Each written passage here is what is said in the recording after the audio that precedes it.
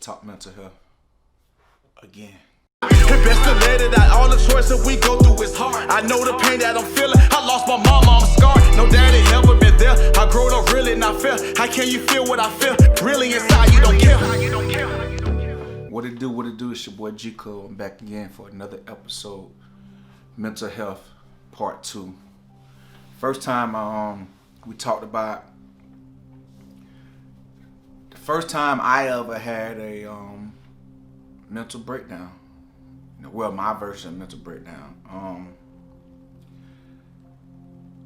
I had time to think about it, and kind of like, work on that, And I just started realizing like I just need to be able to do other things to occupy my mind and time. So I just came playing basketball, so I had to like, I'm in Atlanta, but it's, it's a little cool out there now, but I had to go out there and put up some shots, at least get some sweat, So, don't mind the hell a little bit.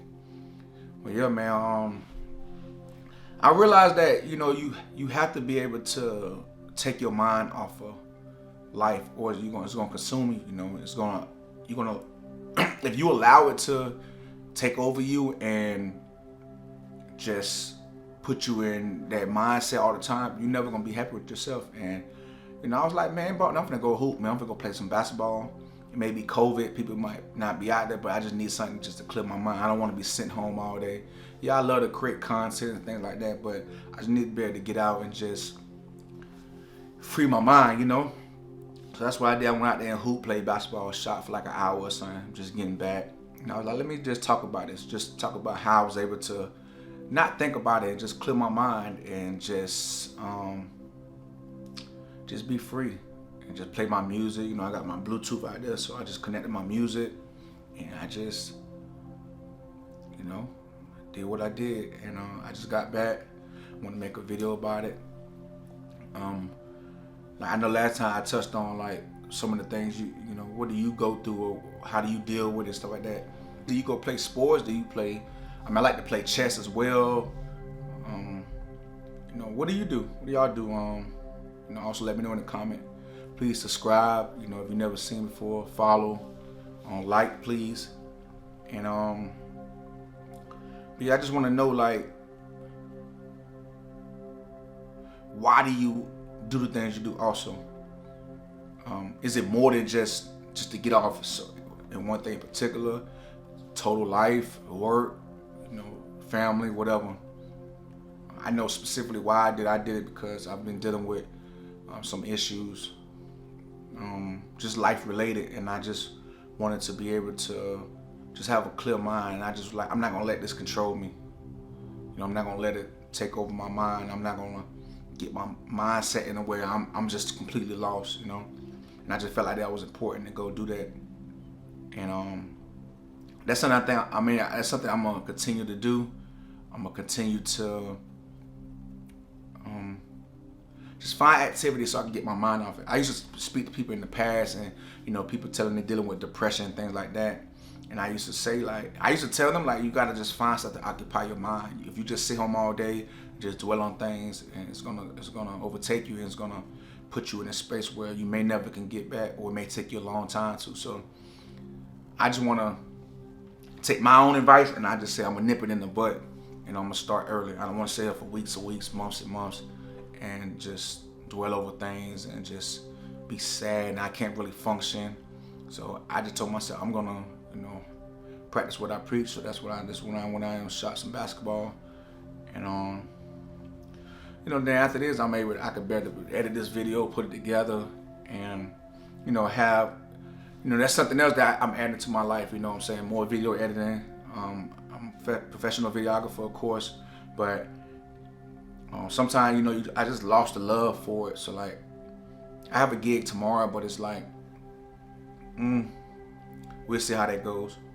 Because I just want to be able to rekindle the flame that I had when I first started doing this video editing stuff and video production period, because at some point I kind of just lost it. So I'm just trying to gain it back, and I just want to do exciting things. I want to start back my YouTube channel, and just I was like, man, there's people out there that really deal with a lot of stuff, and yeah, they got content to go watch, but like I want people to hear it from my perspective and say it the real way, not sugarcoat it, not at the end say, well, buy my book or, do this and that. I just want to talk to real people that go through real life situations that don't have the answers, or may figuring out the answers, you know what I'm saying? So I just want to be able to connect with those people.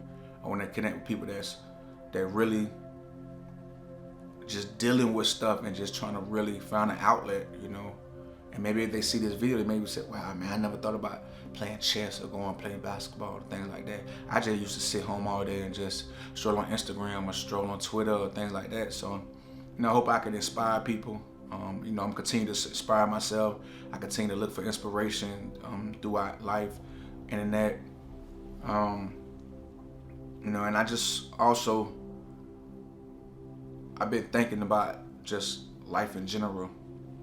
I'm not an old person, but I'm getting older. As we all get older, I just want to make sure that my head is in the right space so I can progress. Because like I do a lot of things. I interact with people, and I just want to be able to just always be the same me. I want to be the happy-go-lucky person. I don't want to have like no hatred or nothing towards anyone, And I was speaking to this young lady the other day, and she was just telling me about how things are making her get to like a ruthless place in her life. Like she was saying, I really don't want to be like this. I really don't want to like not have love for people, or I don't want to like have that anger. And I felt it because I'm like, that's what I'm kind of almost feeling like. At times I feel like, man, maybe I should be this type of person. Maybe I should be that type of person.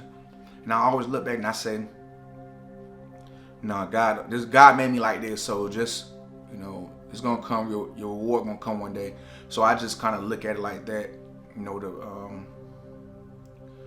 So when as me talking to her, I was like, damn, I'm feeling the same way, but I fight with myself, and I continue just to stay at it, and I just stay like, this is how God made me, and this is how I'm gonna live my life. And if it feel like people taking advantage of you, I'm this and that, I'd rather live knowing that I did what was right in God's eyes,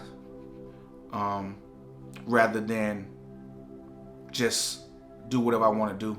And everyone don't take that approach, which I understand. Everybody don't base their life on religious beliefs and things like that, which is, your choice. But I particularly do. I know this the United States, so it's freedom. So So I just want to be able to just live a good life, be a good person, do what I'm supposed to do, and may the chips fall where they lay. And I know I get rewarded. I get rewarded all the time, so I kind of don't be feeling bad like that, because I know God bless me no matter what I do. I've taken in homeless people, I've taken in friends, I've taken in family, I've taken in my apartment I just moved out of. Just moved into this house. Congratulations to me, thank you. But I was living in my apartment for 4 years, and in 4 years I probably only had my apartment to myself no more than 30 days combined in 4 years, because I've always let somebody stay there. I've always taken in a homeless person, or somebody that needed help, or some female in the corner that says she's stuck somewhere. Like I've always done. And my friends be like, bro, you crazy. But I just feel like it's not for everyone, and it's something that God blessed me with. They had that heart. I just empathize for people no matter what the situation is. I thank God that I've never been robbed or hurt or anything like that. And I just thank Him for it, because I know without Him, I could have easily been in bad situations. Other people probably been in bad situations. Other people probably let people in their homes and they robbed them, or probably got killed, and I just thank God, He been watching me and blessing me even since I was a little boy. When I used to get into strangers' vehicles. Crazy, I know. Get into strangers' vehicles and they'll bring me home. I've never been touched on, I've never been attempted to touch on, nothing. I just thank God for it, man. And I know kids that be sitting in their front yards that just playing, being good kids and get abducted, or be in their homes and get abducted. you know, go to the store and get killed, get abducted and get killed. And here I am getting these strangers' vehicles from different places, and they be like, young man, what are you doing? They'll take me home, like, drop me off, no problem. Never gave me no event. And I just thank God, man, because I just thank God. So I think that's why, me as an adult now, I just kind of, my mind is like how stable it is, because I'm able to, I appreciate everything that's done for me in my life. So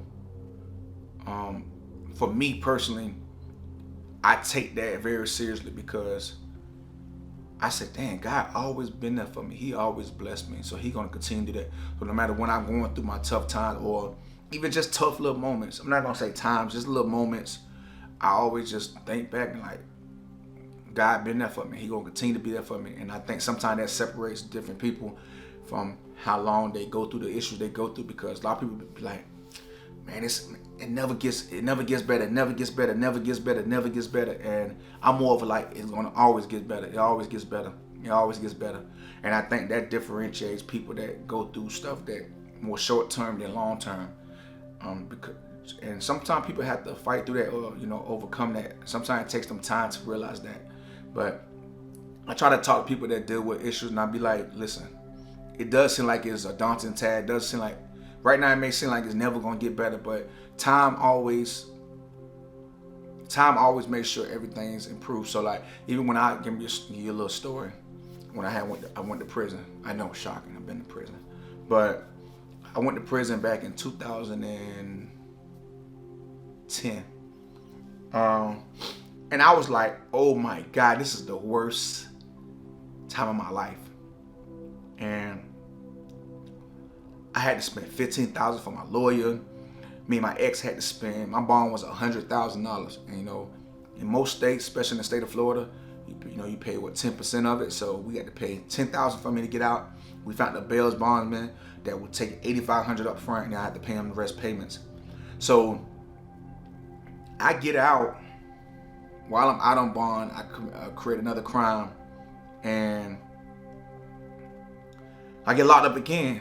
And then I bond out again. And in Florida, unlike other states, you can't be out on 2 felony bonds where they're gonna issue a warrant. So what they did was they issued me a warrant for my arrest. So now I'm on the run now. My lawyer secretary called me and tell me like, Edward, your bond has been revoked, things like that. You know, I'm not supposed to be telling you this, but you gotta kind of like hide out. So of course the U.S. Marshals come kicking my door, because in the state of Florida, I believe it's illegal to have, illegal to be a bounty hunter. They don't have bounty hunters, so the U.S. Marshal come pick you up. So I remember that one morning I woke up and I was like, I just got a feeling they coming today. I knew they were coming. I just had a feeling it's just that intuition in me. I'm like, they coming, because we all know, well, people that's been in trouble stuff know that they come. They like to come early in the morning, especially when for a warrant. It's like 6, 7. And I don't know if they do that to like avoid casualties. I don't know if they think kids gonna already be in school. I don't really know. I never talked to an officer to explain why they picked that type of time. So yeah, something told me. I went in my car, and it's crazy because I went in my car and went across the like, I was in this apartment complex, but I went like in the other parking lot, and I'm able to watch, and I repositioned my car so I'm able to face my apartment. And I was dozing off, of course, because it was like 5:30, 6 in the morning. So by the time I woke up, I seen a whole bunch of U.S. Marshals like creeping and going up to my apartment. I lived like on the 2nd or 3rd floor there. I was living with my mother then at the time and my sister. So like I remember seeing them come, and I, oh crap! So I'm watching them. Mommy doesn't know, there was no Instagram back then. It was nothing, so it wasn't recorded. That wasn't even in your mind to record it. That would have been a hell of a thing, but to post it afterwards. But yeah, I watched them boom. My sister called me a little bit later saying they kicked in the door. I'm like, yeah. So I was on the run ever since that day, and so I was on the run for a little bit, and I still was going to college. And every day in class, I was so scared. I was like, man, they're gonna come get me. And then, because I just wanted to finish my semester, and I wanted to make sure I keep my grades, and I wanted to finish the semester off.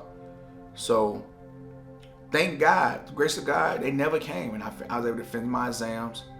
And boom, the next day, the very next day, I got caught at a gas station. I was pumping gas. I was about to pump gas. And by the time I went in, I looked, the police in behind my car. I'm like, why the hell is a police behind my car? Like, at a pump. Like, it didn't make sense. I'm like, why? So I was like, oh, shoot. So I walked in the back a little bit. I came to the front, and I was like, I walked in the back, and I came to the front, and I was like, man, let me get up out of here. So as I'm walking by the walker, I see 2 officers come in. So I'm on the phone with my sister. I'm like, I think I'm gonna go to jail. Little behold, they was like, hey, your name is Edward. I'm like, no. They was like, what's your name? I was like, George. They was like, you're in the arrest. I'm like, for what? He was like, man, you know what you're going to jail for. And when I looked back at it, it was kind of funny. It was a male and a female officer, and they was like, you know what you're going to jail for. So they cuffed me. And then on top of that, I told the officer, I said, officer, look, I'm not a felon. I have a firearm in the glove department. I forgot I had illegal prescription drug. Well, prescription drug, that was in my sister's name. It was in my possession. So I forgot it was in there though. I never even opened it. And so they found the gun and all that stuff. So boom, on the report, the guy charged me with possession of Xanax while armed. So when I'm going back to the precinct, the officer, they was like, the people reading it was like, this not a, what is this charge? He was like, older, and it was like, this not a charge. Like, you didn't find it on his persons. Persons mean actually on you. The gun was in the glove department, which I wasn't a felon, so I was able to have it. In the state of Florida, that's you have to have it where it's readily accessible for immediate use. It can't be readily accessible for immediate use. Just mean it can't be like right there in hand. I gotta reach for the glove department, all that stuff like that. Then that's fine. But it can't be like in my middle console, like right there, for immediate use. So I thought I was fine. That's the only reason why I even told him that. And LeBeau, he tried to get me charged, and the lady was like, this is not a charge. You can't do this. Like, the way you word it is not right. He was like, no, it has to be some kind of law. It has to be. The lady was like, no. This was the other officer arguing with the officer. He's like, no, that's not. Like, it's not that you didn't find it on his person, so you can't say while armed. Like, you have to find another charge, how to word it, whatever. So, boom. I end up, getting incarcerated. Boom. I didn't have no bond because in Florida, you can't bond out no more once you revoke your bond. So I just was sitting there, and then I had my lawyer by then. My lawyer kind of worked it out where now I got charges in 2 different counties now. So my lawyer got it where I got expedited to one county, took that charge, and then came back, took the other charge, and they ran all concurrent. They gave me 22 months in prison. But that was just a learning experience, and that just what kind of. And I just was thinking, this is the worst time in my life. Just doing this entire process. I've never spent a day in the county jail, period, let alone months and years. So it just was a new experience. And at that time, I was just thinking, this is the worst experience of my life. This is the worst time of my life. And the reason why I bring this whole story up, because I'm saying, it's going to be times in your life where stuff seems like this is the worst time ever. But look at me now, 10 years later, it's crazy. I've been out. I got out 2011, the end of December 1st, 2011. It's been wow. Well, December 1st this year gonna be 9 years. So that's remarkable. So I don't even that's not even in my mind. I'm not like, oh my God, I'm doing so bad. I was in prison. I let nothing from prison affect me. Nothing. I don't care about no felonies on my record. Yeah, I got 3 felonies. I don't care about that. I was able to create something for myself. I was able to create an avenue, being able to do the videography, the YouTube and things like that, to make money. So I know it's easy to say than done, but this is years and years that I had to get my minds right. I didn't understand about entrepreneurship. I didn't understand about just create opportunities for yourself. I didn't really understand that. Yeah, I was always savvy minded. Yeah, I sold drugs, and yeah, I understood about money and all that stuff, but I never was let me produce businesses out of it. And when I got out of prison, man, I just changed, and I just let me go and do this. And yeah, I worked a little bit after that, but I was able to, learn more and more about stuff, and I just slowly but surely picked up camera and just started. So it's just always make sure you find your love and your passion in life, and that'll help you get through all your stuff. Because if you just don't have a passion for nothing, you don't have a love, it's easy to get lost. And I was one of the people that just refused to get lost. I refused to like allow prison to be my staple of like the worst day of my life. Now my mom ended up passing, afterwards in 2014. And that's the worst day of my life. Now that's something that I can't lie. I don't think I will ever get over, because that's mommy. That's your mommy. And if you really had a real connection and love for your parents, period, you know how tough it is to lose a family member, especially a mother. Like, man, my mom would been there thick and thin, and she, like, I was the worst child ever. Like, my mom passed, she was like 56, 57. She said she's never met a child like me, even at that age. So it's just, I just appreciate my mom so much, because probably another parent probably would have tried to kill me or gave me up. Don't get me wrong, my mama did. She did her shares of beatings, which I deserve it. That's nothing I've never looked back like my mom wasn't like, she totally was. It was well deserved. I was supposed to get more than whoopings, but I just appreciate how she raised me, and just as a human, and I love her so much. So like, but that's something I don't feel like I ever get over. I don't let it necessarily affect my life. I know my mom will want me to still conduct my life and just do what I need to do in life, and not let this hold us over my head. But I still think about it time to time. I cry, yeah, I break down sometimes. I love my mama, and so anyone else out there lost a loved one, mother, father, grandparent, let me know in the comments, and let me know how you deal with that part of mental health also. But yeah, I didn't let that situation just be the staple of my life. I let it be a motivation to my life. And I knew, and at the time I was like, damn, I'm in prison for 2 years. 2 years. And I just couldn't look past it. I couldn't see past that. I was like, this is crazy. I ain't gonna be able to get no job. This is all I'm thinking about, man. I done messed my future up. This is literally what I'm saying to myself. And so I just say that to say this. It doesn't always last forever. And it may seem like it's forever, and it may seem like it's bad, but I promise you, if you endure it and you just believe in yourself, you'll get past it, and you will be able to look back and say, man, this was a motivational for me. This was very, it helped me become the person I am today. And so just keep believing, and just have faith, and just have some patience. And I know it's hard, trust me, I know it's hard, but to get where you want to go, you got to be able to do it, or you're gonna be stuck in that world forever, and you don't want that, and I don't want that for you. And I just want to thank you again for watching G Code Knows It. Please subscribe, give it a like if you like this video. If you didn't, give it a thumbs down twice, and welcome to G Code Knows It. Yo. I had to love me, it took some time, had to be the one changing. Persevere, show me you want it, back to the point that you hated. Living to love me, depression put you through so much.